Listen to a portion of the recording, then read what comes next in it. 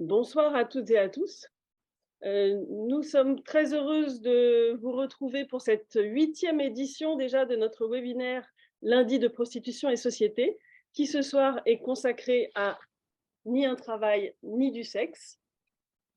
Voilà, Prostitution et société, qui est la revue trimestrielle du mouvement du Nid depuis maintenant plus de 50 ans, est une revue dans laquelle nous traitons de l'actualité, de la culture, d'éclairage, etc. Et tous les trimestres, nous traitons plus particulièrement un gros dossier.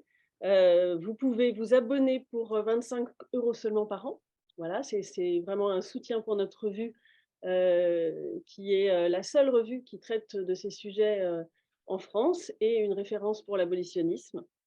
Voilà, dans cette édition du webinaire un petit peu spéciale, une configuration particulière, vous voyez qu'on est 2 par 2 parce qu'on est dans nos locaux, on est toutes dans nos locaux à Clichy et il y a aussi avec nous, en partie derrière la troisième fenêtre qui n'est pas ouverte pour l'instant, des survivants de la prostitution qui sont là aussi pour nous écouter et qui, si elles ont envie, à la fin, pourront poser des questions comme vous, je le rappelle, par l'espace questions-réponses.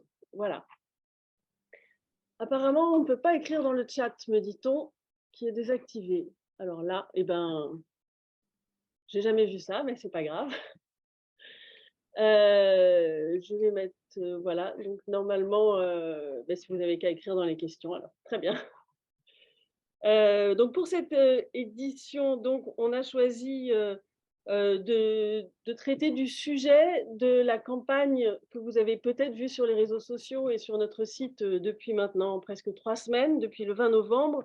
On a choisi une campagne d'ailleurs sur le thème du numéro de prostitution et société. Ni un travail, ni du sexe, la prostitution est une violence sexiste et sexuelle perpétrée par des hommes.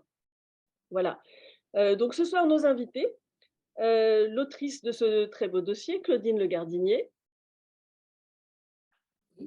Bonjour, bonsoir. Qui est donc journaliste à la revue depuis pas mal d'années et qui a fait beaucoup de dossiers, recueilli beaucoup de témoignages pour la revue. Catherine Lemaguerès, qui est à côté d'elle. Bonsoir. Qui est juriste et autrice des Pièges du consentement et qui a la particularité d'avoir été notre première invitée dans les lundis de prostitution et société. C'était en mars 2021. Et enfin, à côté de moi, Esther. Bonsoir Esther. Bonsoir. Qui est survivante de la prostitution et militante. Et qui est venue exprès de Londres pour aujourd'hui.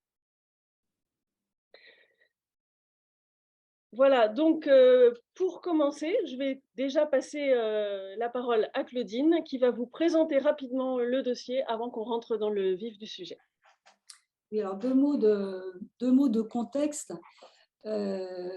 Comme chacune l'aura remarqué, on a maintenant une abondance, que ce soit dans les médias et que ce soit même d'ailleurs dans le langage universitaire, de travailleuses du sexe. C'est-à-dire que l'expression est devenue d'une banalité et on pourrait presque dire qu'elle s'est totalement normalisée ces dernières années, à une cadence d'ailleurs assez surprenante. Donc elle est reprise partout, sans aucun recul, aucune réflexion, comme une évidence. Elle peut partir d'ailleurs d'un bon sentiment, à savoir une forme de respect, parce que prostituée, finalement, est un mot qui est tellement chargé, qui est devenu tellement lourd, qui a subi en fait des siècles d'ostracisme, que parler de travailleuse du sexe, et même aujourd'hui de TDS, serait une forme de respect. Et je pense que c'est, pour un certain nombre de gens, de bonne foi, une façon d'afficher leur respect pour les personnes qui sont dans la prostitution, ce qui, à cet égard, est une excellente chose. Maintenant, il faut quand même que nous engagions une réflexion sur le fait que ce concept de travail du sexe, c'est le produit d'un lobbying qui est maintenant en œuvre depuis une quarantaine d'années et qui a été porté par les Pays-Bas notamment. Il y a derrière, évidemment, derrière la prostitution, derrière le travail du sexe avec des quantités de guillemets, des profits extraordinaires à faire.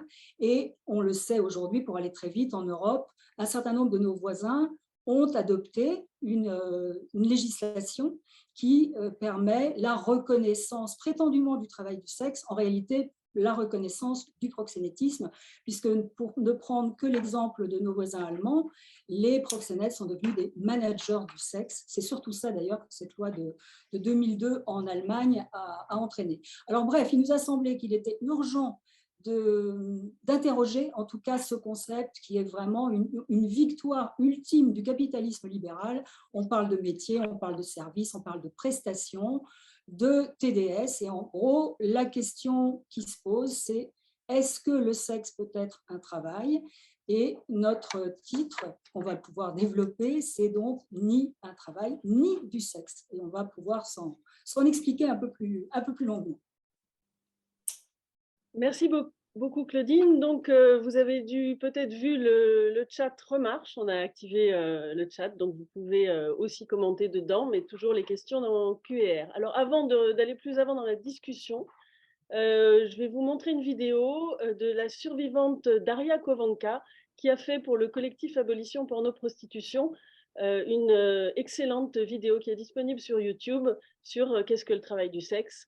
Et bon, on va en regarder ensemble un extrait de 5 minutes 50.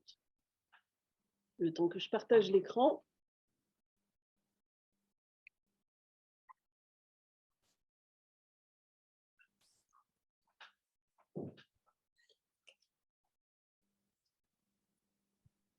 Aujourd'hui, on est le 2 juin et ils viennent de nous inventer la journée internationale des putes ou la journée internationale du travail du sexe. Donc ça tombe bien parce que ça faisait un moment que je voulais vous parler de cette expression travail du sexe et vous expliquer pourquoi ça pose problème. Mais vite fait pour parler du 2 juin, pour moi c'est une date importante parce que c'est l'anniversaire de la mort d'une de mes amies très chères qui a été assassinée dans le milieu prostitutionnel. Donc c'est une journée de deuil et de recueillement et apprendre qu'ils voulaient faire de cette date une journée de célébration de la fierté d'être pute selon leurs termes, ça a été un gros coup au moral. Du coup, avec CAP, on a décidé qu'à la place, on célébrerait la journée du souvenir des femmes mortes dans la prostitution parce que les pseudo-syndicats qui luttent pour faire reconnaître la prostitution en tant que métier, ils passent leur temps à minimiser et à silencier la violence de ce système, la violence des clients, la violence des proxénètes, et qui fait que, entre autres, les personnes prostituées ont une espérance de vie de 40 ans, par exemple.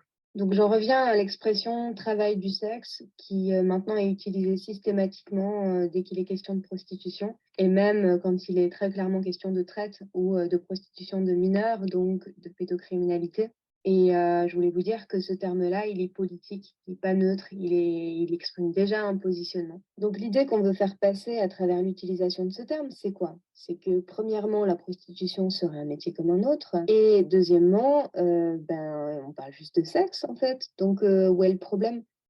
Faut vraiment être un vieux réac pour vouloir limiter les gens dans leur sexualité, non? On est en 2020. En plus de ça, le terme de travailleur du sexe, il permet de désigner à la fois les personnes prostituées, les acteurs et les actrices porno, et puis tous ceux qui les exploitent. Donc, du coup, quand on dénonce un proxénète, on s'en prend à un travailleur du sexe, selon cette logique. Et donc, on peut tranquillement nous accuser de putophobie.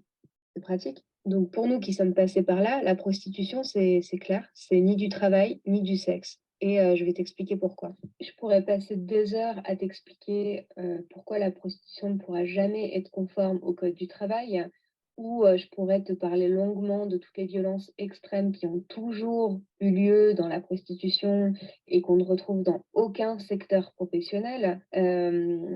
Mais il y en aurait toujours pour dire oui, c'est un problème de conditions de travail, si elles exerçaient dans de meilleures conditions, ça serait mieux pour elles, etc., etc. Donc je vais juste t'expliquer la base, c'est que des bonnes conditions pour se prostituer, ce n'est pas possible, ça n'existe pas.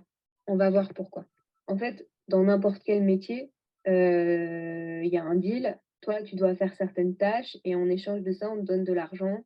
Tu as ton salaire. Donc, il y a des jours, tu n'as pas du tout envie d'aller bosser. Il y a des jours, tu n'as pas envie de refaire encore la même chose que la veille toute la journée. Il y a des jours où tu dois traiter avec des clients ou avec des gens qui sont insupportables, mais toi, tu dois prendre sur toi, être sympa et poli en retour. Et c'est chiant. Mais tu vas le faire parce que tu as besoin de remplir ton frigo, tu as besoin de payer ton loyer. Donc, il y aura une forme de contrainte. Maintenant, imagine que ton métier, ça soit prostituée. Non, travailleuse du sexe. Donc là, les tâches que tu vas devoir effectuer en échange de ton salaire, qui te permettra de payer ton loyer, ça sera de fournir des prestations sexuelles aux clients, pour reprendre leur jargon. C'est-à-dire faire des fellations, te laisser pénétrer vaginalement et analement, et par des clients qui vont te mépriser. Et ça, encore, et encore, et encore, et encore. Et évidemment, en gardant le sourire et en faisant semblant d'aimer ça. Hein. Bah là, c'est pareil. Les jours où tu n'auras pas envie d'aller bosser, tu vas y aller quand même. Les trucs que tu n'auras pas envie de faire, tu vas prendre sur toi, tu vas les faire quand même. Pourquoi? Parce que tu auras besoin de cet argent, payer ton loyer pour remplir ton frigo, et ça va constituer une contrainte. Et donc, à ce moment-là, on parle de rapports sexuels imposés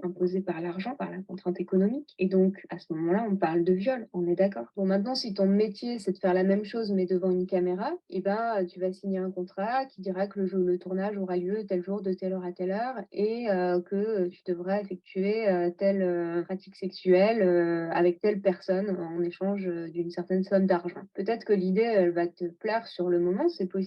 Mais le jour J, si tu arrives sur le tournage et puis que tu n'as plus envie, bah là, il sera plus question de changer d'avis. Parce que tout sera en place, que le temps, c'est de l'argent. Donc, toute l'équipe va te mettre la pression pour que tu fasses ce à quoi tu t'es engagé, ce pourquoi tu es payé. Et donc, bah, tu vas serrer les dents et tu vas le faire. Et là, c'est pareil. Ça sera du viol. Et la vidéo de ton viol, elle va rester en ligne pendant des années, si ce n'est le restant de tes jours. Et il y a des milliers et des milliers d'hommes qui vont se branler dessus. Et si jamais tu as signé pour du porno féministe, ben, ça sera exactement la même chose en fait. Donc non, le viol ne sera jamais un travail. C'est pas possible. Ce qui m'inquiète, c'est je comprends pas ce que les soi-disant féministes qui soutiennent la prostitution et la pornographie ne comprennent pas dans la définition du viol. La notion de contrainte, elle est quand même claire. Si je te lis la définition du code pénal, un viol, c'est tout acte de pénétration sexuelle, de quelque nature qu'il soit, commis sur la personne d'autrui ou sur la personne de l'auteur par violence, contrainte, menace ou surprise. Si tu comprends pas que l'argent constitue une contrainte, je sais pas dans quel monde tu vis en fait. Donc arrivé là, si tu as compris que la prostitution c'était du viol tarifé, tu comprends bien que le mot sexe dans travail du sexe, il pose problème lui aussi. Voilà, donc beaucoup a déjà été dit. Je coupe la vidéo avant la fin pour que vous puissiez aller voir le reste sur YouTube. Voilà, donc vous entendez bien, tout va bien? Oui, voilà. Donc Daria a vraiment déjà très bien expliqué de son point de vue de survivante pourquoi c'est ni un travail ni du sexe, et elle fait la transition en donnant la définition juridique du viol avec Catherine Lemaguerès, qui est juriste, qui a été très longtemps à l'AVFT, l'association européenne contre les violences faites aux femmes au travail, donc le mot travail dedans est intéressant à cet égard, et qui donc, je vous le disais tout à l'heure, a écrit Les pièges du consentement, dans lequel elle consacre un chapitre évidemment au piège de parler de consentement dans la prostitution, consentement à avoir de l'argent pour survivre. Et aussi, Catherine, tu as découvert aussi ce sujet via la VFT et via la lecture de Carol Pateman, une politologue anglaise qui a écrit Le contrat sexuel, paru en français aux éditions La Découverte en 2010. Ça a transformé, je crois, aussi ta vision des choses. Carol Pateman enfin, ça n'a pas transformé puisque tu étais déjà convaincue, mais Carol Pateman explique très très bien pourquoi la prostitution ne peut être ni un travail ni du sexe, en rentrant dans pas mal de détails. Donc, est-ce que tu peux nous raconter un peu, nous expliquer tout ça? Oui, effectivement, la prostitution, ça m'a toujours paru le summum de l'inhumanité, que quelqu'un puisse s'imposer à quelqu'un d'autre, en général un homme à une femme, une intrusion dans son intimité sans que celle-ci ait le désir de partager cette intimité. Alors, donc, il y a cette question d'humanité, mais ce qui me manquait, c'était la compréhension politique et juridique. Et donc, Carol Pateman, dans son livre Le contrat sexuel, qui maintenant a été publié en France, on peut donc lire en français, a écrit un chapitre 7 qui s'appelle « What's wrong with prostitution ?» Qu'est-ce qui ne va pas avec la prostitution, dans lequel elle reprend et elle répond à tous les mensonges, toute la propagande qui est diffusée par les personnes qui défendent des intérêts proxénètes et des clients. Et un de ces arguments qui, moi, m'a le plus marqué, c'est qu'elle dit, quand on produit quelque chose, le travailleur le plus pauvre fut-il, on est intéressé dans la voiture qu'il produit, on est intéressé dans n'importe quel objet qui sort de ses compétences. Dans la prostitution, l'objet même du contrat, c'est la personne elle-même, pas dans ce qu'elle produit, mais c'est la personne elle-même. Et là, je ne dissocie pas le sexe, le corps de la personne, parce que voilà, ni un travail ni du sexe. Le sexe, c'est cette séparation qu'on va faire quand on dit travail du sexe, comme si le sexe n'était pas la personne elle-même, comme si le corps n'était pas la personne elle-même. Or, le corps et la personne sont indissociables parce que nous sommes des êtres humains qui sommes incarnés et que donc, si on sépare, si on accepte même de parler du travail du sexe, on est déjà effectivement dans une propagande de normalisation de cette violence-là. Et Carole Patman, je trouve cet argument-là, moi, était intellectuellement celui qui m'a permis de basculer, enfin, non pas de basculer, comme tu le disais, mais d'avoir enfin une explication qui répondait à ma quête intellectuelle de, mais au fond, la prostitution, pourquoi évidemment ça ne peut pas être un travail et pourquoi c'est un mensonge de parler de travail au sujet de la prostitution. Je ne sais pas si j'ai été claire. Après ça, dans le dossier qui sort, là, ni du travail ni du sexe, le dossier est émaillé de citations du texte de Carole Patman qui sont très bien choisies et qui illustrent parfaitement ce qu'elle développe dans ce chapitre-là. On peut peut-être en citer juste une qui résume un peu ce que tu as dit aussi, celle de l'introduction, qui dit lorsque le corps des femmes est une marchandise mise en vente sur le marché capitaliste, les termes du contrat originel ne peuvent être oubliés. La loi du droit sexuel masculin est publiquement affirmée et les hommes sont publiquement reconnus comme les maîtres sexuels des femmes. Voilà ce qui ne va pas dans la prostitution. Ça, c'est un peu la conclusion. Oui, effectivement. Donc, Carole Pateman, elle parle aussi donc c'est l'autre citation qu'on a aussi dans le dossier pour répondre à un argument qui est celui par rapport l'argument sur les poupées gonflables. Moi, je trouve très, très intéressant. C'est-à-dire que elle dit pourquoi, en fait, dans les poupées gonflables, ce que cherche le client, c'est justement qu'il soit le plus ressemblant possible avec une vraie femme. Et elle dit il existe un marché pour les substituts de corps des femmes, pour les poupées gonflables, mais contrairement aux machines qui remplacent les travailleurs, on vante dans ces poupées le fait qu'elles sont plus vraies que nature. Ces poupées sont un substitut littéral pour les femmes et non un substitut fonctionnel comme la machine qui remplit le rôle du travailleur à sa place. Et moi, je trouve ça aussi extrêmement éclairant. Et donc, merci Claudine aussi de nous avoir choisi ces citations particulières pour les mettre en exergue. Voilà. Est-ce que tu veux ajouter quelque chose, Catherine, sur cette question juridique aussi, sur la question de la contrainte économique?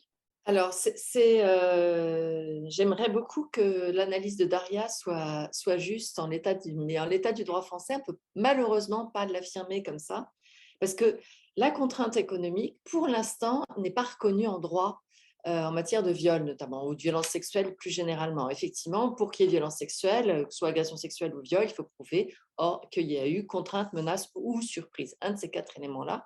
Et en tant que féministe, on aimerait que la contrainte économique soit nommée comme reconnue comme étant une contrainte constitutive du viol.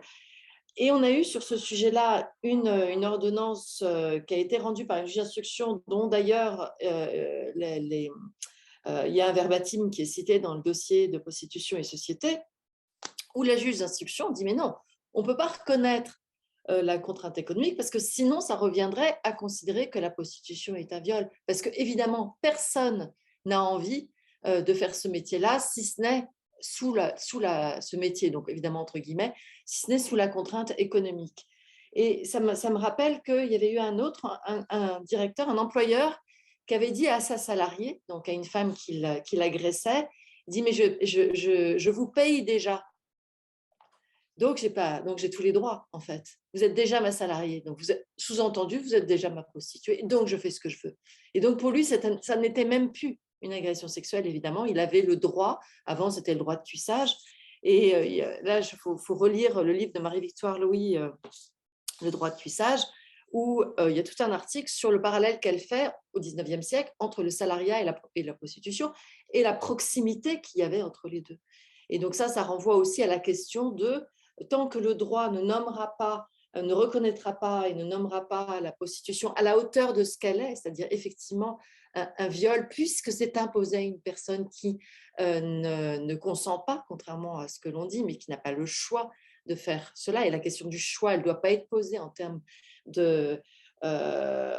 juridiques, justement, puisque sinon on retombera dans le débat prostitution libre ou prostitution forcée, mais bien dire que ces gestes-là, cette invasion de l'intimité-là, elle est imposée à une personne qui, sous la contrainte économique, sous les mille et une raisons qu'on connaît qui font que des personnes sont contraintes à la prostitution, ça leur est imposé et que donc ça devrait être nommé comme un viol et donc pas réprimé comme une contravention, mais comme un viol, donc comme un crime.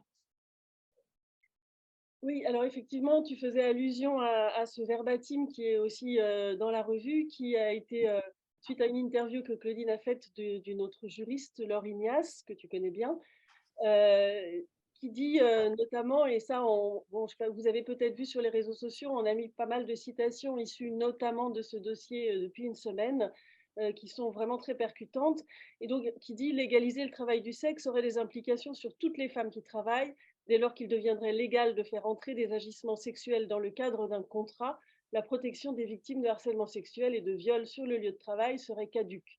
Ça, c'est quand même quelque chose qu'on ne met pas suffisamment en avant, mais qui paraît tellement flagrant quand on le lit. Et quand on le Bravo Laure, on ne saurait mieux dire. Très bien, je vais maintenant me tourner vers Esther. Esther, donc merci encore d'être là. Merci aussi de parler ce soir en français. Comme ça nous évite d'avoir à faire la traduction. Et donc, Esther, qui, je l'ai dit tout à l'heure, est elle-même survivante de la prostitution, qui vit aujourd'hui à Londres et qui est activiste militante, notamment féministe. Voilà, qui écrit des articles pour le très bon site anglais Nordic Model Now, adopter le modèle nordique maintenant, et qui a aussi quelques points très intéressants à nous dire, des exemples aussi pour montrer comment vraiment la prostitution ne peut pas être un travail. Oui. Bonsoir tout le monde. L'exploitation sexuelle, la violence sexiste qui l'accompagne, est en augmentation suite à l'accroissement de la demande. Et pour servir cette augmentation, les proxénètes doivent toujours employer la déformation, la coercition et la violence, parce qu'il faut toujours que l'offre dépasse la demande.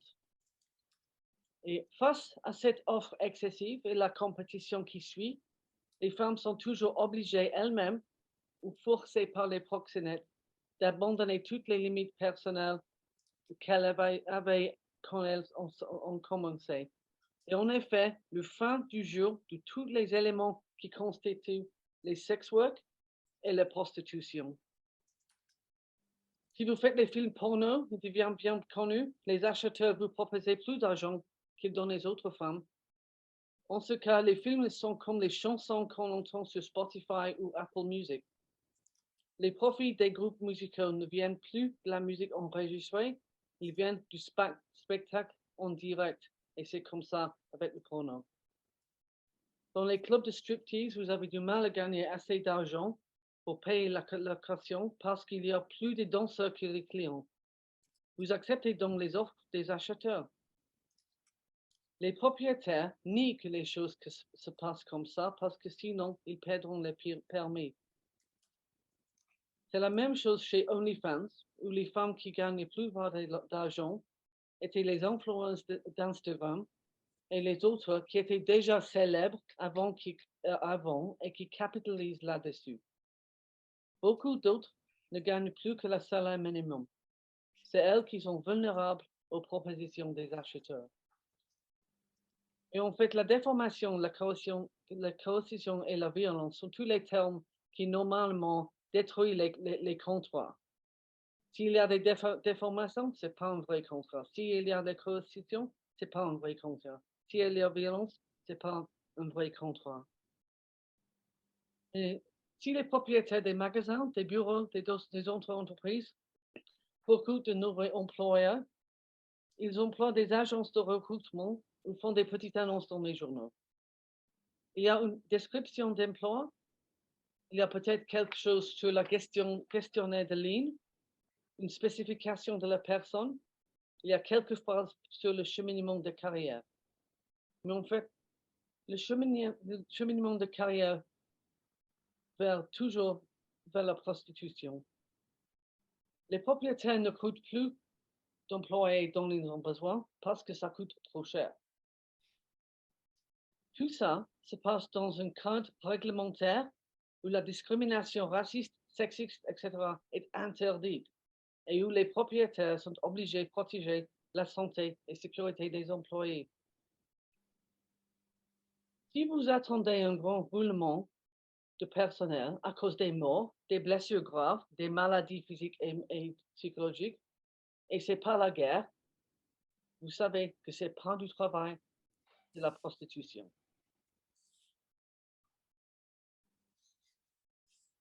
Avec la prostitution, il faut que l'offre des femmes prostituées dépasse la demande parce que sinon, l'acheteur n'a pas le choix. C'est lui qui a le pouvoir de choisir. De faire des décisions reposent sur les conceptions racistes et sexistes, les hiérarchies de classe qui sont portées par du tirailleur. Qu'on dénonce comme acte de violence, quand on ne parle que les mots, n'importe que les actes de violence sexuelle. Pour les acheteurs et proxénètes, les femmes prostituées ne sont qu'une collection d'objets anatomiques. La prostitution n'existerait pas sans le pouvoir des acheteurs de faire ces décisions. Mais pour la plupart, nous avons commencé la prostitution avec des descriptions d'emploi comme ça. C'est commenter quelques photos de chambre sur l'Internet. Vous allez dîner dans les restos avec les mecs qui vous payent pour passer le temps. C'est tout. Ou tu n'as pas de boulot, tu n'as pas d'habitation, tu n'as pas d'argent, mais tu as plusieurs d'amis. Pourquoi tu fais ça sans demander de l'argent? C'est pas grave. C'est pas pudique, toi. Pourquoi pas? C'est ça exactement, les mots exactement qui ont dit vers moi quand je suis entrée dans le porno et après dans la prostitution. Cette offre s'est fait créer et entretenue par la servitude pour dette, n'importe si les femmes se trouvent dans les bordels à cause du trafic d'anthropés ou pas. Pour entretenir cette offre, il faut aussi que les femmes prostituées se font aussi isoler et séparer afin qu'elles ne peuvent même pas imaginer une autre mode de vie. Partout dans le monde, les politiciens, les dirigeants de la société, les entreprises des médias sociaux affirment la promesse d'éliminer la haine. Mais en même temps, ils la soutiennent avec la prostitution. Il y a très peu d'exemples de la haine contre les femmes plus grave que la prostitution. Même les économistes, ce ne sont pas les abolitionnistes, qui font la modélisation économique et doivent définir précisément les choses qu'ils mesurent, décrivent la prostitution comme une entente contractuelle pour contrôler les rapports sexuels. Ça veut dire, vous me pouvez payer pour que je ne puisse pas dire non. C'est le viol payé, c'est tout. Si j'ai les rapports sexuels avec des copains, c'est moi qui choisis le temps, les choses qu'on fait et l'endroit où se passe. Quand j'étais une femme prostituée, c'était l'acheteur, un homme que je ne connaissais pas du tout, qui choisissait toutes ces choses. Si on fait plusieurs rendez-vous, il commence à demander les actes à prix réduit parce qu'on est des amis. Il faut maintenir toujours une double identité et montrer toujours les gestes et les émotions fausses. Ça fait du mal à la santé psychologique et les actes eux-mêmes portent souvent des risques graves pour la santé physique. Le porno en ligne constitue la colonisation de la vie intime. C'est encore un marché où les algorithmes informatiques dirigent les voyeurs vers les images les plus violentes qui sont créées pour l'impact visuel plutôt que pour le plaisir. Cette violence se propage vers les femmes prostituées et vers la société en total. Ça fait partie de la vie quotidienne des femmes prostituées. Et il n'y a qu'une femme prostituée qui est vraiment indépendante. En quel travail trouvez-vous autant d'autres gens, des proxénètes évidemment, qui vous menacent tout le temps et demandent que vous leur donnez un pourcentage pour que vous soyez protégés contre d'autres proxénètes? Je connaissais beaucoup de femmes qui faisaient les films porno en Allemagne. Les acheteurs leur payaient beaucoup d'argent pour les rendez-vous privés. C'est à cause de ça que le porno et la prostitution sont complètement liés en fait. Pour ces femmes, le porno n'était que la publicité. Elles étaient souvent contrôlées et dirigées par les autres, mais de toute façon, elles ne faisaient jamais les rendez-vous dans les bordels. Les acheteurs ne voulaient pas non plus faire les rendez-vous là-bas. Après l'Allemagne a changé les lois, l'accroissement énorme de la demande n'a pas accroissé les profits pour ces femmes, parce que le marché devenait concentré dans les mains des propriétaires des méga-bordels qui ont utilisé leur rapport avec les groupes criminels organisés qui trafiquaient les jeunes femmes qui étaient menacées, manipulées, etc., afin qu'elles passent toutes les journées dans les bordels en conditions de servitude par dette et gagnent beaucoup moins d'argent que les femmes gagnaient auparavant. On a dit en effet aux femmes que je connaissais qu'elles devraient gagner beaucoup moins d'argent et accepter les conditions pires du travail si elles voulaient rester protégées par l'État allemand. Mais les dangers n'ont pas diminué du tout. Elles ont tout quitté. Ils se sont déménagés ailleurs, au Royaume-Uni, par exemple. Et en quel espace de travail les choses se passent comme ça? La personne qui a besoin de sécurité, même si la sécurité s'y constitue d'un garde du corps ou un proxénète, est une personne vulnérable. Avant que les travailleurs qui soutiennent les personnes vulnérables sont permis de passer le temps seul avec ces personnes, les officiers de police vérifient le casier judiciaire. Si on ferait ça avec les acheteurs ou les proxénètes, est-ce qu'ils arrivent à passer la vérification? Beaucoup d'actes que les acheteurs demandent peuvent constituer les hasards biologiques que les travailleurs sont faits exposer ailleurs portant les vêtements de protection qui couvrent tout le corps, les hazmat. Pourquoi on soumet les femmes prostituées à un tel risque? Je disais aussi que si vous êtes assez âgé quand vous entrez dans la prostitution, il y a beaucoup de mecs qui demandent que vous fassiez les scénarios qui reprisent l'abus sexuel que les acheteurs eux-mêmes ont vécu pendant leur enfance ou la jeunesse.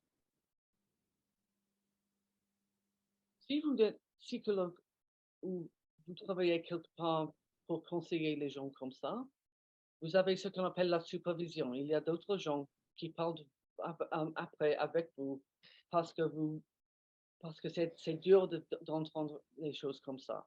Ce n'est pas de la justice et comme ça renforce toujours l'abus qu'ils ont vécu. Et ça, c'est quelque chose, j'ai seulement aperçu que ça, c'est quelque chose qui se passe toujours avec les femmes plus âgées quand j'ai rencontré plusieurs survivants. Et c'est grave, c'est pas la justice.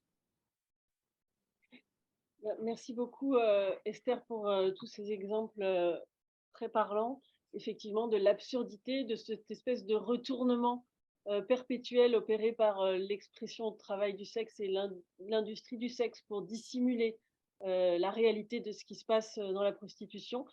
Et je vais peut-être redonner la parole une minute ou deux à Catherine pour justement sur ce retournement des valeurs. Catherine voulait aussi nous parler de ce que dit Muriel Fabre-Magnan sur ce sujet. Je pense que la transition te convient. Oui, c'est parfait, merci. Effectivement, Muriel Fabre-Magnan est l'autrice de ce livre, L'institution des libertés, que je trouve passionnant par rapport notamment à la question de la prostitution, où elle explique qu'on ne peut pas s'appuyer sur une valeur telle que la liberté pour opérer un retournement. Il n'y a pas de liberté à l'asservissement, en fait. Et c'est par ce livre que j'ai pu apprendre que dans la Déclaration universelle des droits de l'homme de 1948, il y a un article, alors qu'on ne lit pas, parce qu'il est tout à la fin, en tout cas moi je ne l'avais pas lu, il est tout à la fin de la Déclaration, où il y a un article très simple qui dit « On ne peut pas s'appuyer sur un droit garanti par cette convention pour revendiquer la fin de ce droit, donc pour revendiquer un retournement. » Et étonnamment, on ne connaît pas cet article. Or, il est en la matière absolument utopique, puisque là, ce que le lobby proxénète, la propagande du lobby proxénète, c'est de dire on est libre de s'asservir. Maintenant, justement, la liberté ne peut pas servir à cet asservissement, et c'est ça que Muriel Fabre-Magnan appelle le retournement des valeurs, qui n'est pas spécifique à la question de la prostitution, qu'on retrouve dans toute la société, mais du coup banalise aussi, c'est très orwellien, hein, comment tout est inversé et à quel point il faut être, nous, en tant que citoyens et citoyennes, particulièrement vigilants pour lutter contre ce renversement de valeurs. Alors, puisqu'on parle de renversement et que tu parles de la Déclaration universelle des droits humains, Claudine, ça fait aussi une bonne transition puisque tu voulais un peu nous parler de finalement ce qui t'a frappé en réalisant ce dossier, on en a beaucoup discuté, c'est un peu tout ce que cherche à faire le travail du sexe, c'est casser tous ces droits fondamentaux internationaux qui pourtant existent et dans tous les domaines des droits humains, du droit du travail et de la défense contre les violences sexuelles. Alors, tout à fait. Alors, le problème avec ce sujet, c'est qu'il est tellement touffu, tellement énorme, qu'on pourrait en aborder des milliers de facettes. Donc, moi, je voudrais juste prendre le peu de temps qu'on a pour peut-être rappeler tenter, disons, d'approcher 2-3 arguments autour de cette affaire de travail du sexe.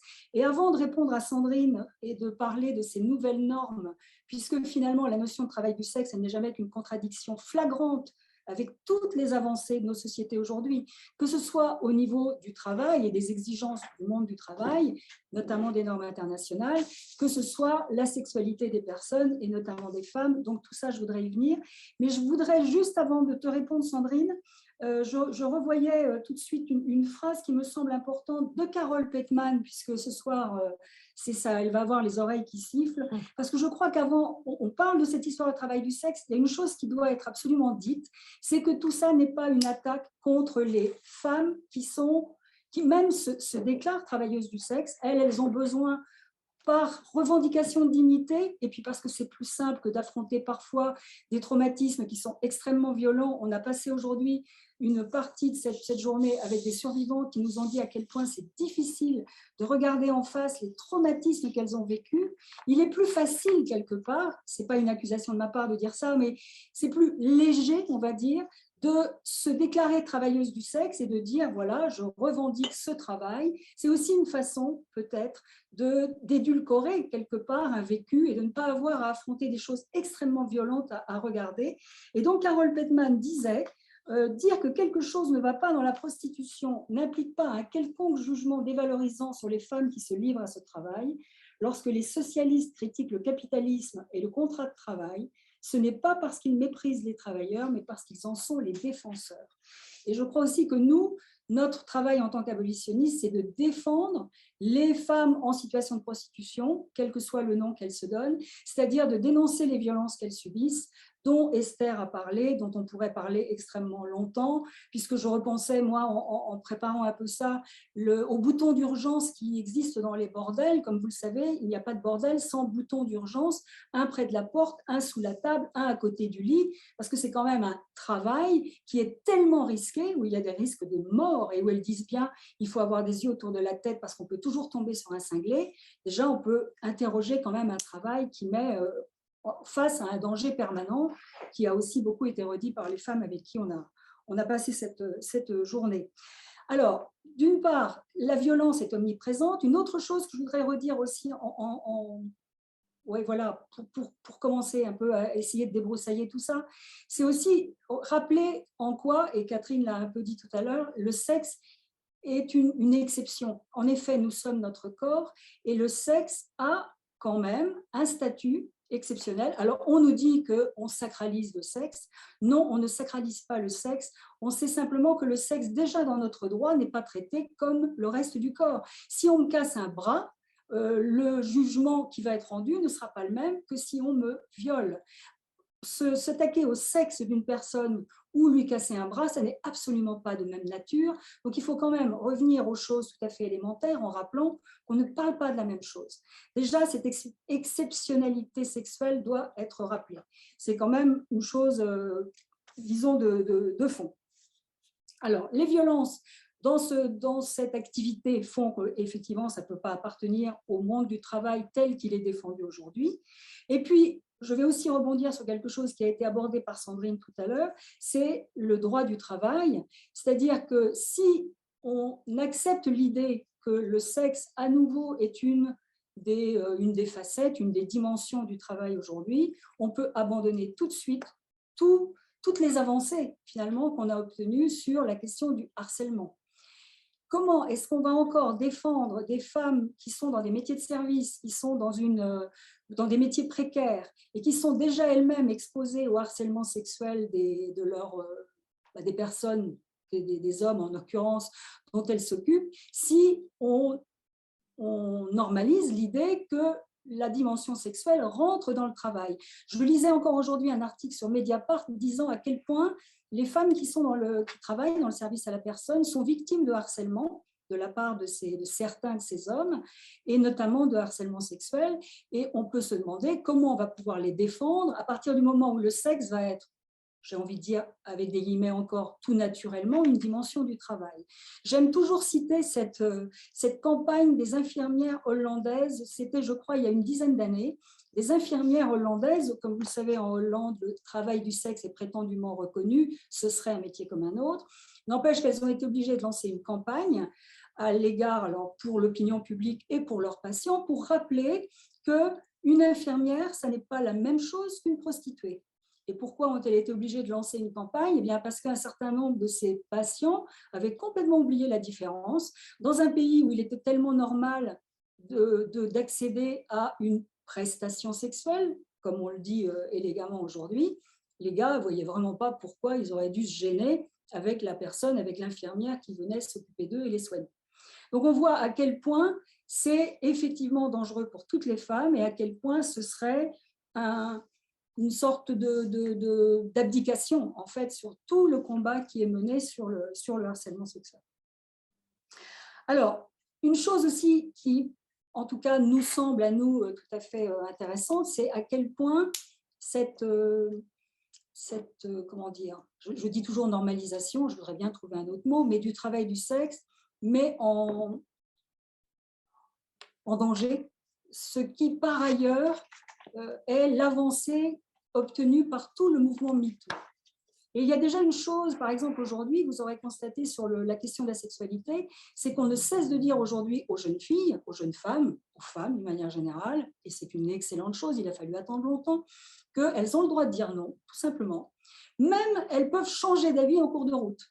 Et ça, c'est une chose importante, c'est-à-dire qu'aujourd'hui, on défend l'idée de la spontanéité en matière sexuelle, et on peut tout à fait, et on dit aux jeunes filles, c'est pas parce que vous avez été gentille, sympathique avec ce garçon que vous devez vous sentir obligé d'aller jusqu'au bout, comme les femmes l'ont trop souvent vécu et intégré dans le passé. Donc, cette spontanéité en matière sexuelle, quand même, quand on interroge ce qui se passe dans la prostitution, on s'aperçoit que le client prostitueur paye à l'avance. Et comme elles disent toutes ou presque, le gars a payé, il pense qu'il a tous les droits. Une fois qu'il a payé, pour lui, c'est une ouverture à des droits sur la femme qu'il paye. Et du coup, on voit mal comment la spontanéité de la personne qui est prostituée pourrait encore être engagée. Alors, on peut poser la question, pourquoi est-ce que le droit finalement qu'on défend aujourd'hui pour l'ensemble des femmes ne serait pas défendu pour celles qu'on prostitue? Après tout, ce ne sont pas des femmes différentes des autres, même si toute la société a toujours voulu nous faire croire que c'était des femmes à part. D'ailleurs, on disait à une époque, on n'ose plus trop quand même, on pourra toujours, il y a des détraqués dans la société, heureusement qu'il y a des prostituées. Ce qui voulait dire, c'est toujours assez bon pour elles s'occuperont des détraqués, ce qui est, quand on y pense, une monstruosité absolue, car ce sont des femmes exactement comme n'importe quelle femme, il n'y a aucune différence. Donc, elles aussi ont le droit de revendiquer une sexualité, un droit au plaisir et au désir. Ça paraît un peu basique de dire des choses pareilles, mais il semble qu'elles soient totalement exclues de ces exigences. Première chose. Alors, sur ce que disait Sandrine, et je vais mis un certain temps à y venir, c'est qu'aujourd'hui, sur le plan du travail, de grandes avancées ont quand même été acquises. Et d'ailleurs, je regarde mon papier parce que j'ai des dates et des choses un petit peu précises sur les avancées en matière de lutte contre notamment les violences sexistes et sexuelles et le harcèlement dans le cadre du travail. Et il y a eu une avancée particulièrement importante, si je ne me trompe pas, en 2015. Est-ce que c'est 2015? Non, c'est 2019, même au plan international. Donc, c'est l'Organisation internationale du travail qui a adopté la première norme, c'était quand même très, très important cette date, visant à éliminer la violence et le harcèlement dans le monde du travail. Donc voilà, ça c'est vraiment au niveau international. Alors on n'a pas le temps ici parce que sinon je pourrais quand même vous citer rapidement les avancées même au niveau français sur le code du travail qui s'est enrichi depuis les années à peu près 2010 de définition élargie du délit de harcèlement sexuel. Maintenant, les propos et comportements sexistes tombent sous le coup de la loi. Donc il faut quand même se rappeler, nous qui rencontrons quand même beaucoup de ces femmes qui sont prostituées, qui nous disent que le type vient non seulement acheter un acte sexuel, mais il vient aussi, parfois, souvent, je ne sais pas quelle est la dimension, mais enfin, c'est quand même quelque chose d'assez courant, certains viennent aussi acheter le droit de les traiter de putes, de salopes, de les insulter. L'insulte fait partie, la dégradation d'ailleurs de la personne fait aussi partie de ce que certains de ces hommes viennent acheter. Donc, tout ça tombe sous le coup de la loi, partout ailleurs, dans tout le monde du travail, et ici, ce serait permis parce qu'on serait encore une fois dans une espèce de territoire d'exception. C'est ce territoire d'exception finalement qu'on dénonce dans la prostitution au moment même où on veut justement en faire le territoire le plus banal et le plus normal de la société. Donc il y a eu également, même au niveau du Parlement européen, aussi une résolution qui avait été adoptée en 2018 sur les mesures pour prévenir et combattre le harcèlement moral et sexuel sur le lieu de travail, dans les espaces publics et dans la vie politique dans l'Union. On sait qu'il y a beaucoup de boulot. Mais si vraiment on s'attache à toutes ces avancées, on est obligé de constater que c'est difficilement transposable dans la prostitution. Et je voudrais juste vous citer l'article 1 de cette convention dont je vous parlais, la Convention internationale de l'OIT, qui décrit ce qui tombe sous le coup de la loi, un ensemble de comportements et de pratiques inacceptables qui causent ou sont susceptibles de causer un dommage d'ordre physique, psychologique, sexuel ou économique et comprend la violence et le harcèlement fondés sur le genre. Et si on voulait s'ouvrir un petit peu, on lirait l'article 9, parce que l'article 9 propose que les employeurs contrôlent les actes de violence et de harcèlement et qu'ils prennent des mesures. Donc, on voudrait savoir si dans les pays qui ont jugé que le travail du sexe était un progrès formidable, on voudrait savoir si les tenanciers passent dans les chambres pour s'assurer du comportement des prostitueurs, parce qu'il faut quand même vérifier et pouvoir agir en cas de problème. Alors après, on pourrait citer des quantités de choses, parce que si on parle de droit du travail, je relisais récemment un article, ça se passait en Suisse, sur la façon dont les proxénètes dans les bordels suisses, mais c'est vrai ailleurs aussi, cherchaient à allonger le délai pour les femmes enceintes. les femmes enceintes, donc dans le droit du travail, voilà, il y a un nombre de semaines, mais dans un bordel, ça, c'est plus du tout comme ça, au contraire, car il y a une clientèle spéciale, et pour satisfaire cette clientèle spéciale, on allonge le nombre de semaines de grossesse où la femme va pouvoir encore rester sur son lieu de travail. Voilà la logique aussi de la protection des droits dans les bordels. Et si on partait sur les bordels, on pourrait citer comme ça un nombre infini d'exemples.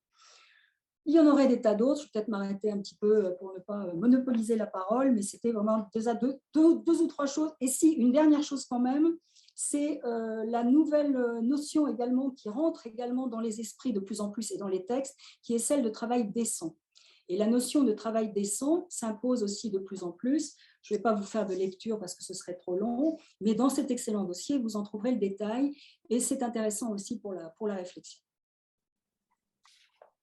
Oui, alors puisque tu parles un peu de tout ce que sont capables de faire les patrons de bordel pour repousser les limites, Esther parlait aussi de repousser les limites. On voulait prendre l'exemple de ce qui se fait un petit peu aujourd'hui, jusque dans le milieu, en fait, finalement, dans un système qui est redoutable, où il y a de plus en plus d'étudiantes et d'étudiants qui doivent payer pour leurs études, en particulier en Angleterre, etc., et où qui n'arrivent pas à payer pour leurs études, qui ont besoin d'hébergement et à qui on dit ah ben j'ai une bonne solution pour toi, le travail du sexe. Et Esther voulait nous dire, alors il s'est passé quelque chose à l'université de Leicester en Angleterre qui a à la fois été très loin dans le cynisme et l'horreur de la négation de tout ce qu'on vient de dire, mais qui a aussi provoqué une réaction, et une réaction salvatrice, si je puis dire. Et est-ce que tu peux nous en parler rapidement? Oui, oui, oui. L'université de Leicester a produit une Student Sex Worker Toolkit. C'était un tout petit bouquin et ils ont envoyé vers toutes les universités et collèges en Angleterre. Ils commençaient à faire les formations pour les professeurs et ça, tout ça. Et ils ont gagné de l'argent d'une agence. Il y a une agence, ça existe à bout de bras du gouvernement. C'est un petit parti de le gouvernement, c'est financé par ça, mais c'est un bout de bras. Et cette agence a donné de l'argent pour ce projet-là. Mais il n'y avait pas, quand ils ont exprimé le projet, il n'y avait rien à voir avec comment on va diminuer le mal, harm reduction. Comment on va réduire les risques. Oui, voilà. C'était pas nécessaire. Alors, ils ont commencé la formation comme ça. Alors, Nordic Model Now a publié... Excuse-moi, on peut dire donc c'est vraiment un guide d'explication de comment faire le travail du sexe. C'était pour les étudiants qui arrivent à parler avec les professeurs ou avec les attentes sociales aux universités, s'ils ont des problèmes d'argent ou même s'ils avaient déjà commencé de faire la prostitution ou le porno ou le OnlyFans, quelque chose comme ça. C'était pour guider les gens à l'université, mais ils avaient approché ça comme les gens qui affirment la choix que les étudiants ont fait. Il y avait les choses pour que les professeurs peuvent offrir pour la sécurité. Il y en a quelques-unes qui étaient tellement bizarres, comme si vous allez à un client, il ne faut pas emmener les écharpes ou les oreillers, les oreillers. Ouais, ou même les pillow when you're lying down on the bed. Ou même les ceintures. Il ne faut pas emmener ça. Ouais. Comme si le client n'aurait pas ça chez lui. Ouais, comme ça. Mais c'était bizarre. Mais aussi, c'était tout à fait la perspective de les gens qui font la déformation sur l'industrie du sexe. Des informations. Des informations, oui. Et pour moi, je pense qu'aux États-Unis et aussi en Angleterre, c'était question de surproduction d'élite, parce que maintenant, tous les étudiants en Angleterre doivent louer l'argent du gouvernement. Ouais, emprunter l'argent du gouvernement. Seulement les étudiants très riches, tous les autres empruntent de l'argent du gouvernement. Alors, ils sont endettés. Mais quelquefois, il y a des choses qui se passent, même peut-être s'ils sont dans une ville assez chère, il y a des pressions pour toujours dîner quelque part ou quelque chose comme ça. Mais de toute façon, il y a beaucoup des étudiants qui ont des problèmes de finances. Mais les universités elles-mêmes, elles ont beaucoup d'habitations, mais ils n'ont pas offert de diminuer la location de quelque chose comme ça. C'est toujours comme si c'était profiter comme les locataires de la prostitution des étudiants, mais c'était pour moi, quand il y avait tous les professeurs et les étudiants qui encourageaient ça, c'était que les étudiants riches voulaient que les étudiants moins riches ne réussissent pas à finir leur éducation. Mais, et aussi qu'ils arrivent jamais d'être les compétiteurs dans la compétition pour les boulots dans le futur. C'est un bon moyen d'éliminer la concurrence. Oui, c'était la compétition pour éliminer. Même si ce n'est pas conscient. C'est ça, la motivation de ce qui... Oui, c'était comme ça, à mon avis. Mais on a eu Nordic Model Now a organisé des événements, mais ils ont aussi organisé une pétition qui avait 200 000 signatures. Et il y a des professeurs aussi qui sont venus contre Et il y avait les professeurs qui sont, c'était tous les webinaires, il y avait des professeurs qui étaient là-bas et commençaient à s'organiser dans les universités elles-mêmes. Et aussi alors, on a demandé, beaucoup de gens ont commencé à demander l'information au ministère de le gouvernement et aux députés du Parlement. Et Nordic Model Now m'a envoyé quelque part et les autres gens m'ont envoyé ce que les ministères ont répondu. C'était évident que le gouvernement était tout à fait contre ce qui s'est passé là-bas, mais l'agence qui a financé ce projet était en bout de bras. Alors, l'agence est indépendante, on ne peut rien faire. Mais moi, je suis allée avec les 2 gens de Nordic Model Now et une autre femme survivante à l'université de Leicester pour donner les signatures. Elles étaient tellement mal polies, les gens là-bas. Ils ont tout à fait mal respecté. Surtout, une des gens qui était avec moi était un étudiant qui avait quitté l'université à cause de ce qui se passait avec elle quand elle était entrée dans l'industrie du sexe.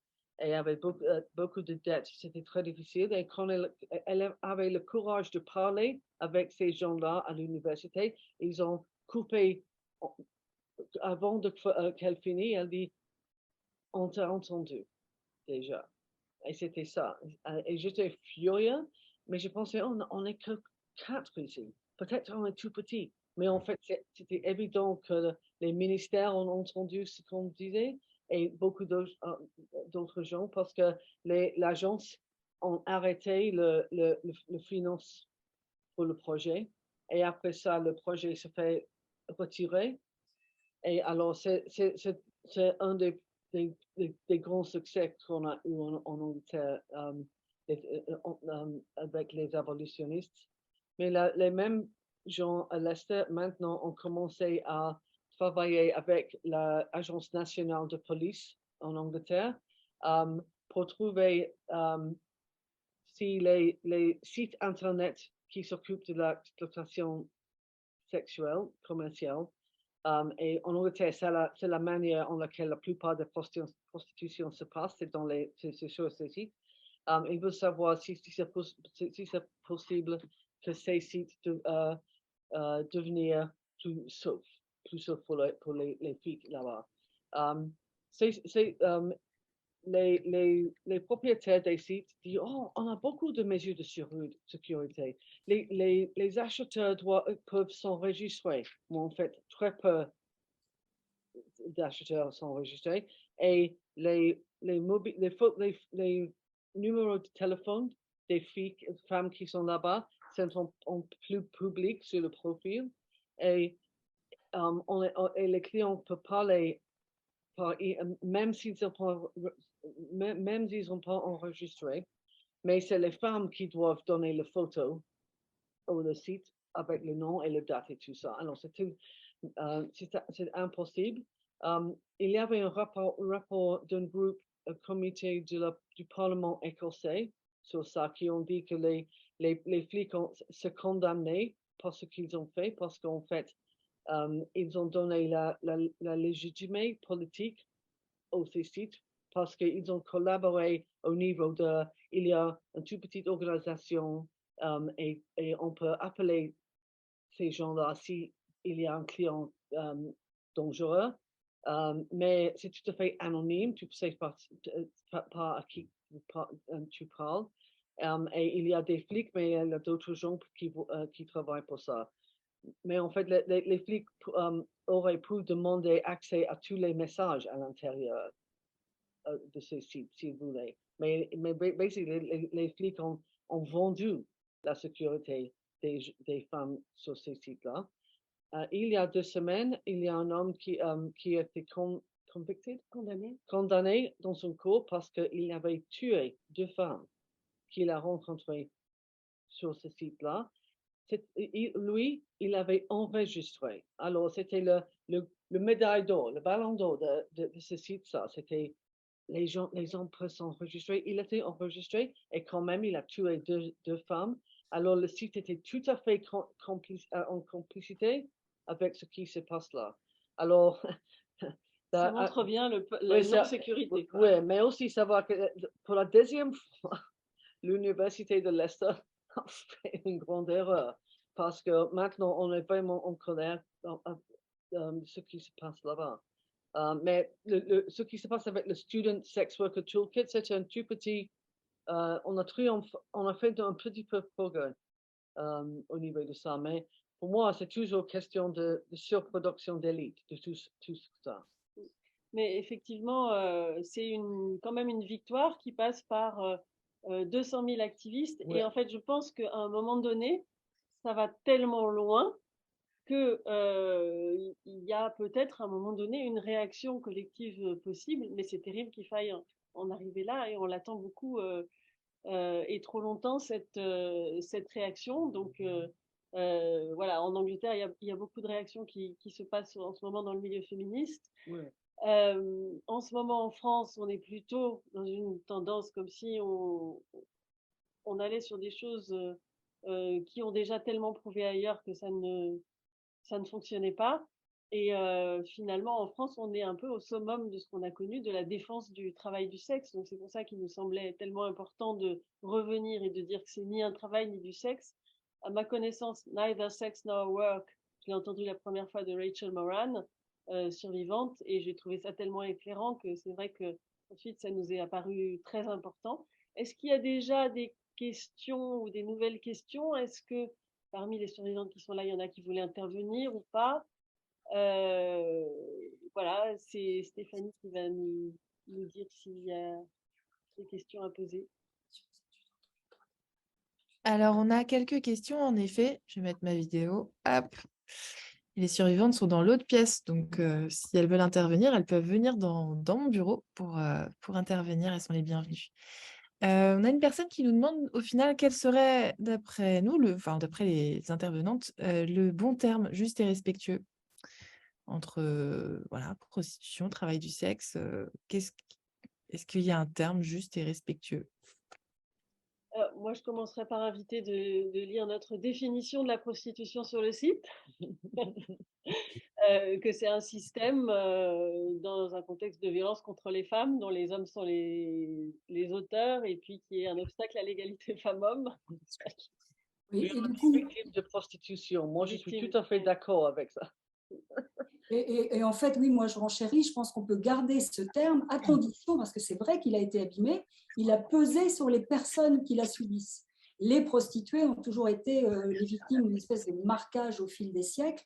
Donc ça, effectivement, il faut absolument en sortir en renversant le concept de prostitution, enfin, et notamment, il faut parler de proxénétisme aussi, bien sûr, mais montrer que la prostitution, c'est une violence. À partir du moment où c'est une violence subie par les personnes qui l'exercent, le mot ne peut plus avoir la connotation qui finalement est une connotation plutôt culpabilisante pour elle ou gênante ou qui voilà, qui transmet une espèce de malaise. C'est de ça qu'il faut sortir, en tout cas ne pas remplacer par un travail du sexe qui est vraiment le produit de gens qui entendent faire du profit dans le cadre du capitalisme libéral poussé à sa dernière limite. Et au mouvement du Nil, le pendant de travail du sexe, c'est système prostitueur. Voilà, donc qui permet de dire déjà beaucoup de choses. Et du coup, il y a plusieurs propositions dans le chat également. Donc, voilà. D'autres questions? Alors, c'était vraiment, il y a un petit moment, il y a presque une heure, quelqu'un qui a demandé, qui a remercié sur le point juridique, et savoir si l'affaire Weinstein n'avait pas fait avancer un peu sur le point de la contrainte et de la pression économique. Sachant que ce n'est pas dans le même pays, mais j'imagine, voilà, c'est la question des retentissements, y compris en France. Pas à ma connaissance, en tous les cas, sur la jurisprudence française. Après ça, la jurisprudence, ça met du temps à se mettre en place. Les magistrats, ils sont comme des citoyennes et des citoyens comme nous tous et toutes. Et donc, on peut espérer que tous les débats, toutes les réflexions, toutes les paroles qui ont été entendues ces 5 dernières années produisent aussi un effet sur eux et les invitent à repenser le droit et à élargir leur définition de ce que peut être la contrainte et avoir donc une acceptation de la contrainte économique aussi. Voilà, c'est un message d'espoir. Alors, une dernière question, je ne sais pas, bon, je la pose telle que c'est rédigé. La loi française ne reconnaît pas la prostitution comme un travail. Diriez-vous alors que les personnes qui utilisent le terme de travail du sexe sont hors la loi? Moi, je ne dirais pas du tout qu'elles sont hors la loi. On ne va pas se mettre à les accuser d'être hors la loi. Enfin, il me semble que ça n'aurait pas de sens. En revanche, ce qui est quand même étonnant, c'est à quel point la banalisation du travail du sexe fait oublier la loi française. C'est-à-dire que tous nos journalistes, moi je suis journaliste, c'est quand même, je vais vraiment cracher sur le métier, mais c'est quand même incroyable la façon dont tout le monde, croyant bien faire, dans les médias, dans les journaux, partout, nous parle aujourd'hui du travail du sexe, qui est une aberration en France. Enfin, on ne peut pas être travailleuse du sexe en France. Il y a une loi.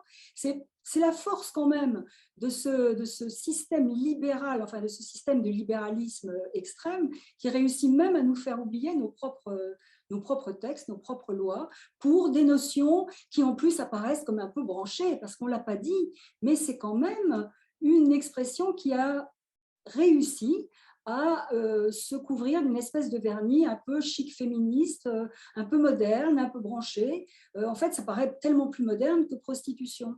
C'est pour ça qu'il faut quand même décrypter tout ça et montrer comment cette modernité, c'est surtout celle du lobby des proxénètes et pour les avantages et pour les intérêts, et des proxénètes pour l'argent et des clients pour le sexe. Leur impunité. Et pour leur impunité. Et c'est une opération de propagande très bien menée. Très, très bien menée et qui fonctionne incroyablement. C'est de la propagande. Donc, c'est à nous, en tant que citoyens et citoyennes, là aussi, de prendre nos responsabilités et de ne pas tomber dans le panneau de la propagande, mais de s'interroger sur la réalité de la prostitution. Et cette réalité a été, dans ce dossier, il y a vraiment des interventions de pas mal de gens de domaines différents. Et c'est Gérard Biard, journaliste d'ailleurs, à Charlie Hebdo, qui lui-même parle très bien, vous le verrez dans ce dossier si vous le lisez, bien sûr, ce travail de propagande, et il met en cause en fait l'espèce de côté moutonnier, alors on peut le dire, on est entre nous, hein, le côté moutonnier qui peut exister aussi dans la presse. Et il me citait quelque chose que j'ai trouvé très intéressant, c'est-à-dire en disant, le côté moutonnier fait que chacun reprend le travail du sexe pour avoir l'air dans le coup. Donc là, en l'occurrence, sans analyser tout ce qui a été fait comme lobbying derrière. Et il a ajouté, parfois, ça donne de bons résultats parce que le mot féminicide est lui aussi rentré dans le discours des médias, dans le discours des journalistes. Et là, c'était une excellente chose. Et là aussi, chacun a un peu copié son voisin, finalement plutôt pour la bonne cause, ce qui n'est pas le cas pour le travail du sexe. Mais il y a aussi ce côté un peu, voilà, on reprend ce qui est un peu dans le coup, ce qui est un peu l'effet de mode en fait du travail du sexe. Donc il faut vraiment le décortiquer, le défaire, le déconstruire, comme on dit aujourd'hui. Et d'ailleurs, il ajoutait, en me parlant des féminicides et du travail du sexe, que c'est vrai que parce que Catherine parle très bien de propagande, depuis le débat autour de la loi de 2016, on a mis à jour, en fait, comme jamais auparavant, tout ce que la prostitution charrie de violence, de tromperie, de manipulation, de traite, tout ça a été mis à jour, on en a énormément parlé. Et plus on en a parlé, plus le lobby du travail du sexe avait besoin absolument d'occulter tout ça, de le colmater bien fort, en lui donnant un petit côté un petit peu fun, un petit peu dans le coup. Et là-dessus, on peut aussi compter sur toute notre mythologie cinématographique, les séries, le discours entre Zaya, Pretty Woman et Belle de jour et tout le reste. Là, on pourrait en parler longuement. Mais on a aussi tout cet arrière-fond culturel qui aide beaucoup à cette banalisation et à ce côté un peu, oui, un peu, aujourd'hui un peu mode, l'escorte en limousine, etc. Du coup, il y a plusieurs autres questions qui arrivent entre-temps. Une question sur est-ce qu'on peut faire un rapprochement entre la conceptualisation dans le monde académique de la prostitution comme travail du sexe et la transformation des études sur les droits des femmes en études de genre? Vous avez 3 heures, mesdames. Oui, je pense qu'il va falloir au moins 3 heures. Au moins, ça vaudrait vraiment la peine d'y réfléchir très, très sérieusement. Personnellement, je ne vais pas pouvoir y répondre comme ça. J'ai juste envie de renvoyer l'interrogation. Interrogeons-nous, pourquoi est-ce que les études féministes sont devenues des études de genre? Enfin, pour moi, la réponse est dans la question.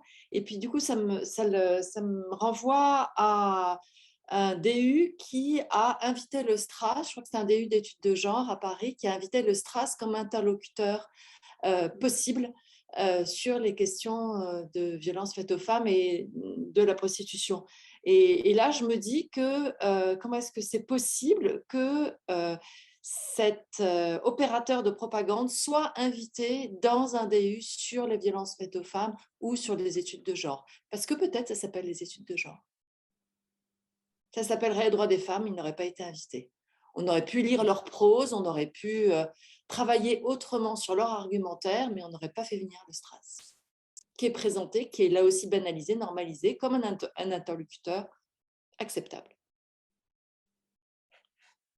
Et on n'a pas parlé des syndicats, entre guillemets.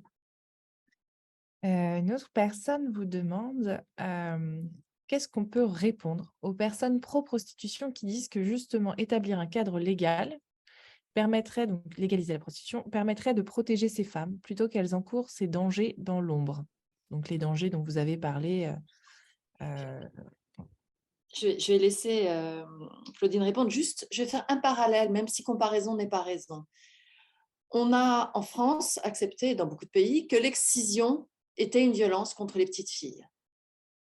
Point. C'est une violence. Point. On peut faire de l'excision propre. En Égypte, c'est ce qu'ils font. Alors, on va dire, oui, effectivement, l'excision, c'est pas bien quand ça conduit à la mort de la petite fille ou à la septicémie ou un truc comme ça. Donc, on va le faire à l'hôpital. C'est un choix de société.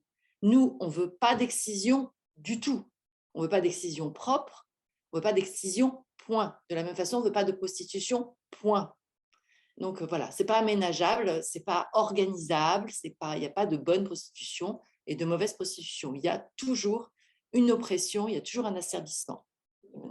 Oui, mais c'est très bien dit. Qu'ajouter à ça qu'avec tous les témoignages que nous, on recueille de personnes qui sont passées, par exemple, par des bordels en Allemagne ou ailleurs, soi-disant légaux, on voit ce qui se passe réellement dans ces établissements, mais qui va penser une seconde que les types qui dirigent ces trucs-là sont des hommes honnêtes qui sont là pour reconnaître les droits des femmes qu'ils exploitent. Mais qui va penser ça une seconde? L'une me disait, tout ce qui se passe dans le bordel reste dans le bordel.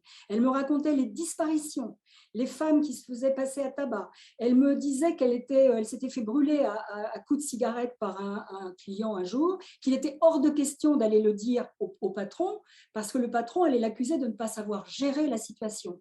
De toute façon, elle m'avait dit, le client est roi, lui seul a raison, c'est lui qui doit revenir, nous, on n'a aucun droit. Et si on avait le temps, là aussi, on parlerait des procès en Allemagne où les proxénètes gagnent. Quand une malheureuse a voulu quand même porter plainte pour mauvais traitement, c'est quand même les proxos qui gagnent. Il faut quand même savoir où sont les forts, où sont les faibles. Le cadre légal dans le domaine de la prostitution n'a jamais protégé les femmes, jamais. Au contraire, c'est au contraire caché derrière des murs et avec l'assentiment de la société tout entière. Et on sait aujourd'hui à quel point le fait d'organiser des bordels légaux développe jusqu'à des degrés incroyables tous les établissements illégaux qui explosent par la même occasion. Donc ça, c'est vraiment une tromperie. Ça peut rassurer quand on regarde les questions de loin, mais il ne faut jamais oublier qu'on est dans un milieu, mais un milieu complètement pourri, quoi. Vraiment, mais jusqu'à l'os. Donc non, il n'y a pas de droit qui soit reconnu pour les femmes parce que le cadre serait légal. Vraiment, c'est pas pensable, en tout cas, dans quelque chose qui est tel que la prostitution, qui est l'exploitation à chaque seconde des personnes qui sont dans ces établissements en question. C'est vraiment une tromperie, là aussi. Parce qu'on n'organise pas l'asservissement. On lutte contre. On lutte contre. Et aussi, au Royaume-Uni, on a je sais pas, on peut pas avoir les fusils maintenant. On a interdit les On a armes. interdit les armes après 2 massacres. Mais c'est vrai qu'il y a les armes dans l'ombre, mais c'est beaucoup plus facile de les trouver. Et il y a beaucoup, et parce qu'il y a beaucoup de pubs à cause de ça, il y a des gens qui informent. Avant, c'était impossible de dire. Si vous voyez quelqu'un dans la rue avec un fusil, même si c'était peut-être quelqu'un qui avait le permis et tout ça, mais maintenant c'est beaucoup plus facile. Et aussi l'État a donné presque 1 million de livres aux gens pour qu'ils abandonnent les fusils et tout ça. Alors, il y a des exemples, parce qu'aussi en Angleterre, il y a des espèces de chasse des animaux qui sont aussi interdits. Et donc, ça se passe dans l'ombre, mais beaucoup plus facile à trouver. Je vais ajouter quelque chose sur le cadre légal qui me retraverse l'esprit. C'est ce qui s'est passé en Suisse au moment du Covid. Donc en Suisse, il y a des bordels qui sont tout à fait, qui vraiment ont pignon sur rue, ça fait tout à fait partie de la société suisse, tout ça est bien normal, tout ça se déroule le mieux du monde. Et vraiment, si vous avez 5 minutes, vous irez sur le site Mouvement d'Uni pour lire ce qui s'est passé en Suisse quand les tenanciers, donc le cadre légal, a décidé qu'il était temps de rouvrir les bordels parce que ça avait assez duré comme ça, on avait quand même perdu pas mal de pognon avec cette histoire de Covid. Et donc là, ils ont fait des chartes éthiques, des tas de choses absolument incroyables, c'est presque à hurler de rire. Si ce n'était pas tragique, on serait vraiment, mais on en rirait d'un bout à l'autre, avec des décisions qui montrent par A plus B que ça y est, on peut y retourner, maintenant c'est possible. Bon, bien sûr, quand les gars attendent en gros dans la salle d'attente, il faut quand même qu'ils aient 1 mètre de distance parce que quand même le Covid, mais c'est incroyable, c'est-à-dire qu'ils ont réussi à arracher du gouvernement le droit de leur région, ce sont des régions en Suisse, je ne sais plus comment on appelle ça, voilà.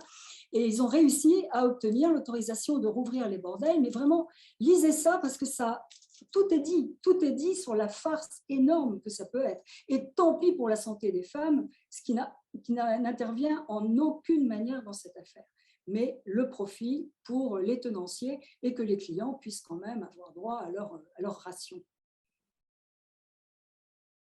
Alors, on avait encore une question et je voulais répondre avec une citation. Alors, c'est moi qui vais la poser. Je n'ai pas bien compris en quoi le sexe a un statut à part dans la loi ni pourquoi.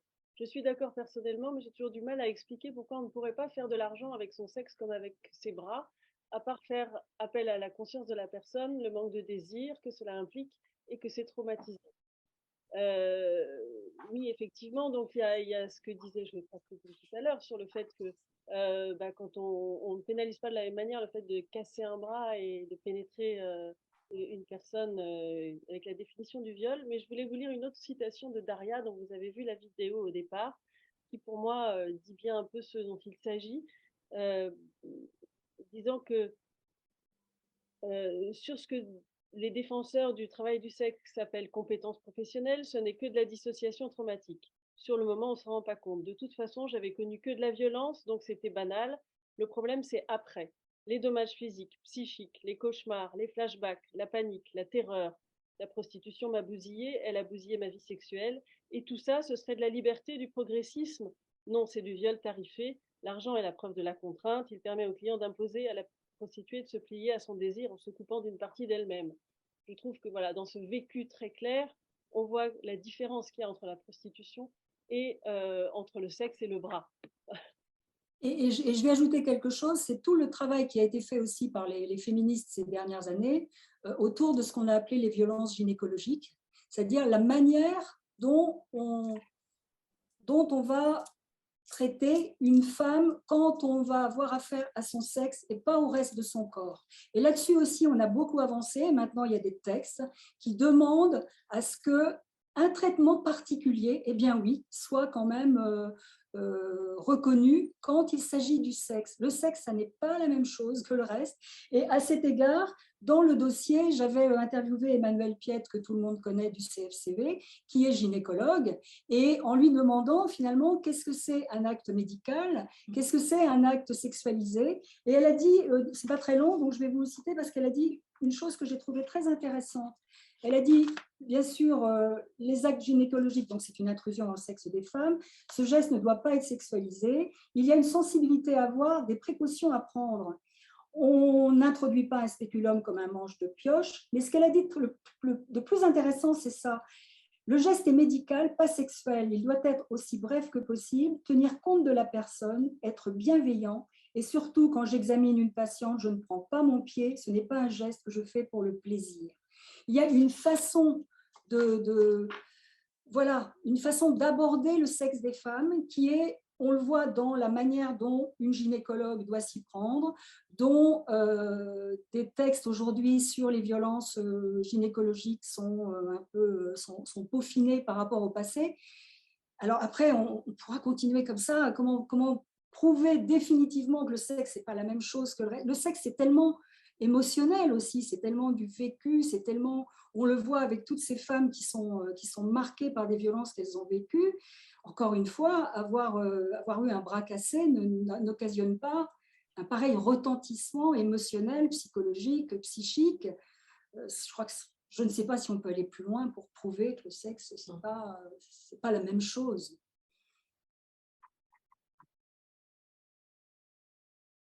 Et merci à toutes. Anne Darbès, qui est à mes côtés, voulait participer à cette discussion. Donc, je te laisse la parole, Anne. Bonjour. J'en ai pour 2 minutes. C'est pour aller dans le sens de Daria, parce que j'ai apprécié tout ce qui vient de se passer. Et Daria, j'ai attentivement écouté ce qu'elle disait. Et pour moi, une passe, ça représentait, quand j'étais sur le trottoir à l'époque, c'était l'achat d'un silence, c'était l'achat d'un avilissement, d'une soumission, c'était l'achat de ma détresse aussi, et c'était l'achat de la douleur. Ça, on n'en parle pas beaucoup. C'est la douleur à la fois psychologique et physique, mais le client paye aussi pour cette douleur-là. Et je voulais venir un petit plus par rapport à Daria, donc cet acte sexuel par nécessité. Je voulais dire simplement que le comble dans cette affaire, c'est que nous sommes obligés de nous parfumer et de nous maquiller pour entrer dans l'enfer, parce que le client l'exige. Et à chaque fois que je mets aujourd'hui du parfum sur moi, j'ai l'impression que je suis en train de mettre le parfum du désespoir, parce que c'est un peu ça. Vous êtes obligé de vous parfumer, de vous maquiller pour qu'on aille vous faire mal, pour qu'on aille abuser, vous soumettre. Et ça, j'ai trouvé ça, c'est un paradoxe que je voulais juste rajouter à la conversation de ce soir. Merci beaucoup, Anne. C'est très fort. Et juste parce que ça a été demandé, donc je vais mettre le lien vers la chaîne YouTube, la playlist donc qui reprend tous les webinaires des lundis de prostitution et société sur lequel vous retrouverez donc la chaîne YouTube, vous retrouverez la vidéo de ce soir. Voilà, qui sera donc en replay dans 2 jours. Vous allez recevoir un mail.